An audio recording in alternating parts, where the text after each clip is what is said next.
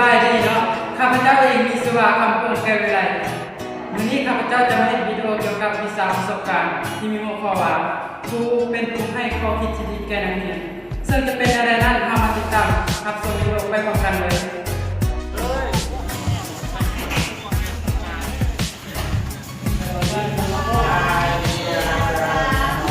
สวัสดีสนุกมากเลย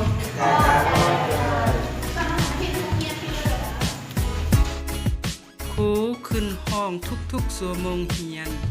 ครูก็จะถามนักเรียนก่อนที่จะเข้าสู่บทเรียนและนำเสนอบทที่หรือหัวข้อที่จะเรียนนั้นพร้อมทางการเล่าเรื่อง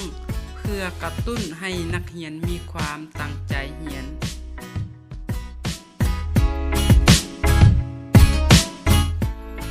หลังจากนั้นครูก็ได้อธิบาย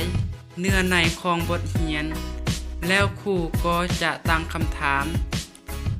ให้นักเรียนลุกขึ้นตอบเพื่อประเมินหรือวัดความรู้ของนักเรียนว่าเขาเจ้ามีความเข้าใจส่ำใดเกี่ยวกับบทเรียนที่เรียนมาแล้วครูก็จะสรุปบทเรียนคืนให้นักเรียนได้รับรู้และยกตัวอย่างวิชานั้นๆให้นักเรียนเข้าใจในเมื่อนักเรียนในห้องเรียนบ่ตั้งใจเรียนและเล่นโทรศัพท์ในห้องเรียนครูก็จะคอยให้คำแนะนำตักเตือนสั่งสอนอยู่เสมอว่าในเวลาเรียนให้ตั้งใจเอาใจใส่ในการเรียนแดเพราะการเรียนเป็นสิ่งที่สำคัญสำหรับพวกน้องและเป็นแสงสว่างที่จะนำทางให้พวกน้องไปสู่ในอนาคตที่ดีแล้วครูก็ได้แนะนำสถานที่ให้นักเรียนได้ค้นคว้าหาความรู้จากแหล่งต่างๆเช่นห้องสมุด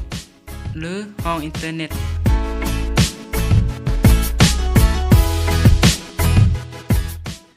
นักเรียนผู้ที่มีความตั้งใจก็จะมันเข้าห้องสมุดและอ่านปุ่มต่างๆที่อาจารย์ได้แนะนำให้แล้วค้นหาข้อมูลต่างๆตามอินเทอร์เน็ตเพราะว่าการเรียนเปรียบเหมือนแสงสว่างที่